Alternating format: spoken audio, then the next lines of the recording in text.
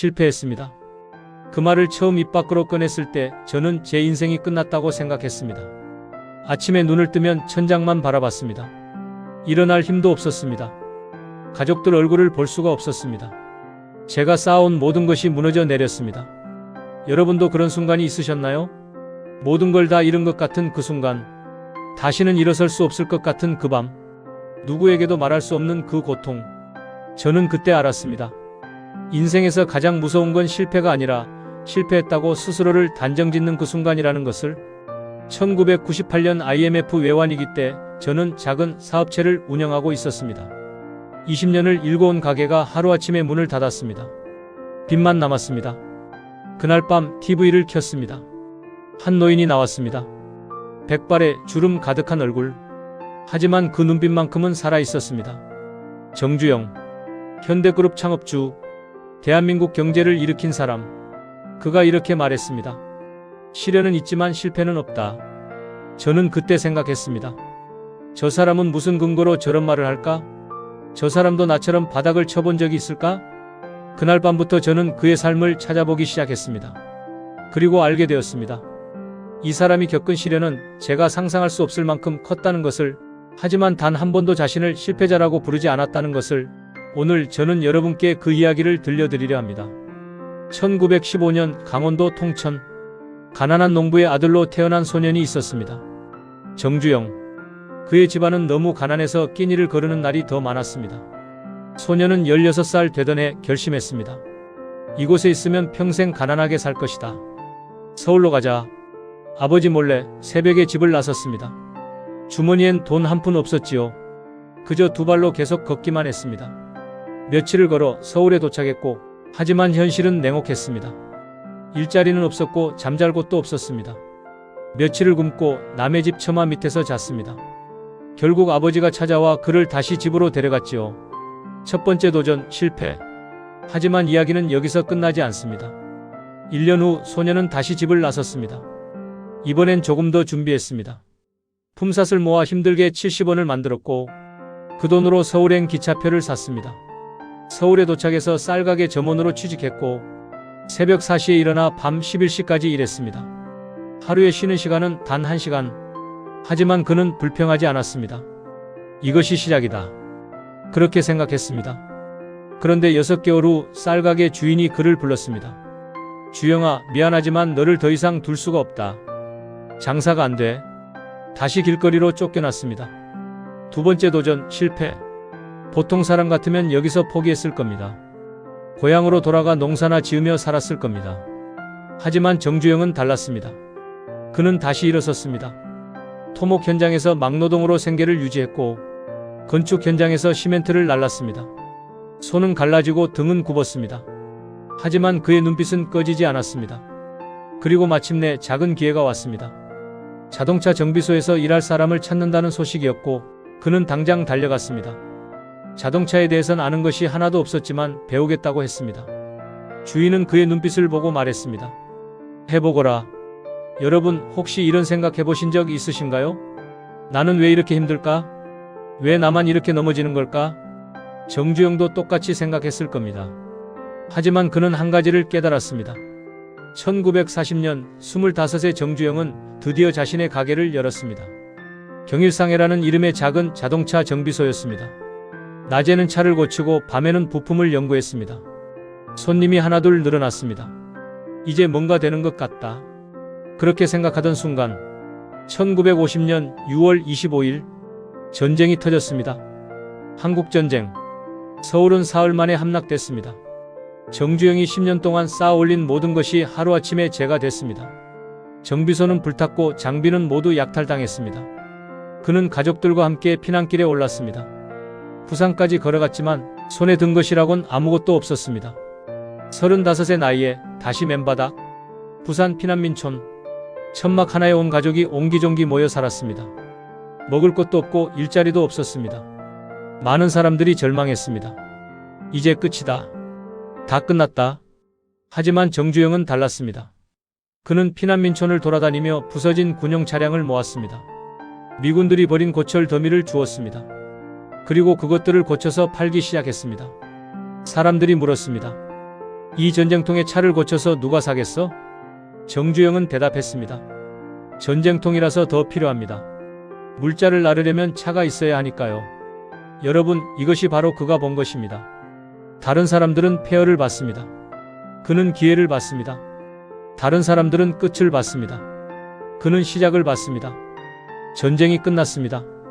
1953년 정주영은 부산에서 모은 돈으로 서울로 돌아왔습니다. 그리고 현대건설이라는 회사를 세웠습니다.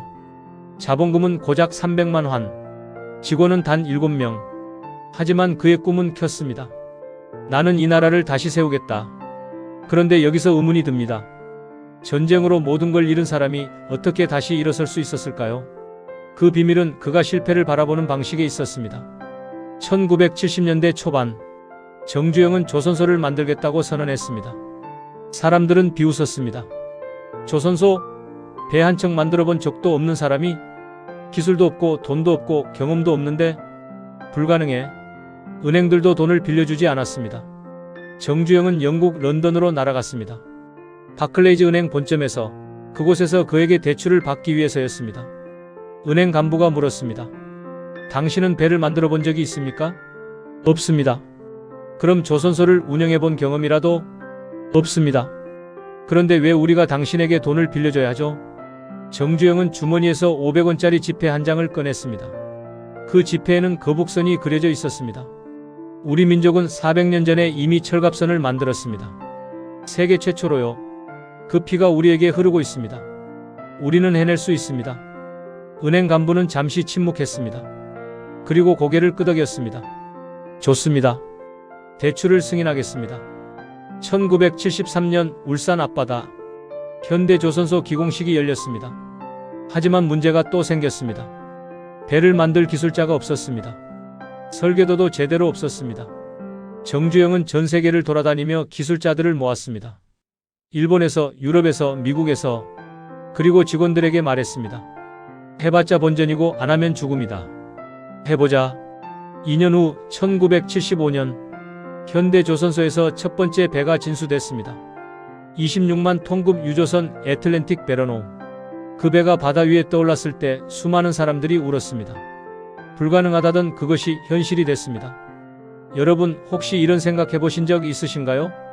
나는 이미 늦었어. 나이도 먹었고 기회도 지나갔어. 정주영은 환갑이 넘어서도 새로운 도전을 멈추지 않았습니다. 그리고 그의 인생 최대의 도전이 남아 있었습니다.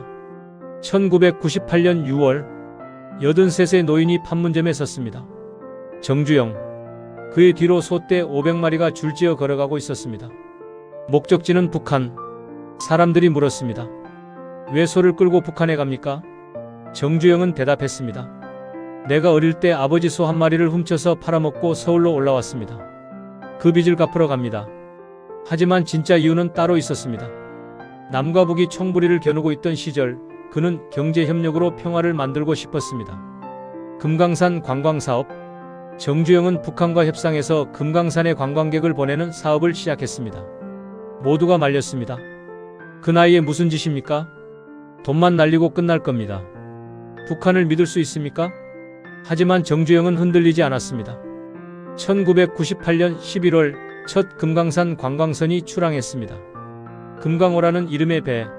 수백 명의 관광객을 태우고 북한 땅으로 향했습니다. 배 위에서 정주영은 바다를 바라봤습니다. 그의 눈에 눈물이 맺혔습니다. 내가 태어난 땅 통천이 저 너머에 있습니다. 여든 평생 돌아가지 못한 고향이. 금강산 관광은 성공했습니다. 수십만 명의 사람들이 금강산을 다녀왔습니다. 남과 북의 사람들이 만났고 정주영은 이렇게 말했습니다. 경제가 정치를 바꿀 수 있습니다. 사람과 사람이 만나면 적이 친구가 될 수 있습니다. 2001년 3월 21일 정주영 회장은 86의 나이로 세상을 떠났습니다. 그가 남긴 마지막 말. 시련은 있지만 실패는 없다. 그는 정말로 실패하지 않았을까요? 저는 오늘 이 이야기를 여러분께 들려드렸습니다. 정주영이라는 한 사람의 삶. 그는 16에 가출했고 20에 실직했고 35에 전쟁으로 모든 것을 잃었습니다. 하지만 그는 단 한 번도 자신을 실패자라고 부르지 않았습니다. 왜 그랬을까요? 그는 실패를 다르게 봤기 때문입니다. 실패는 끝이 아니라 과정이었습니다. 실패는 추락이 아니라 배움이었습니다. 실패는 좌절이 아니라 재정비였습니다. 그래서 그는 말할 수 있었습니다. 시련은 있지만 실패는 없다. 여러분, 지금 이 순간 힘드신가요? 무언가를 잃으셨나요? 다시 일어설 수 없을 것 같으신가요? 제가 감히 말씀드립니다. 그것은 실패가 아닙니다. 시련입니다. 시련은 끝이 아닙니다. 시련은 다음 장으로 넘어가기 위한 페이지입니다. 정주영은 가난한 농부의 아들로 태어났습니다. 그리고 대한민국 경제를 일으킨 거인으로 생을 마쳤습니다. 그 사이엔 수없이 넘어지고 무너지고 바닥을 쳤습니다. 하지만 그는 매번 일어섰습니다. 왜냐하면 그는 알았기 때문입니다. 넘어진 것은 실패가 아니라 다시 일어서기 위한 준비 동작이라는 것을 오늘 밤 잠자리에 들기 전에 거울을 한번 보십시오. 그리고 스스로에게 말해 주십시오. 나는 실패하지 않았다. 나는 지금 시련을 겪고 있을 뿐이다. 여러분의 내일이 오늘보다 조금 더 가벼워지길 바랍니다. 들어주셔서 감사합니다.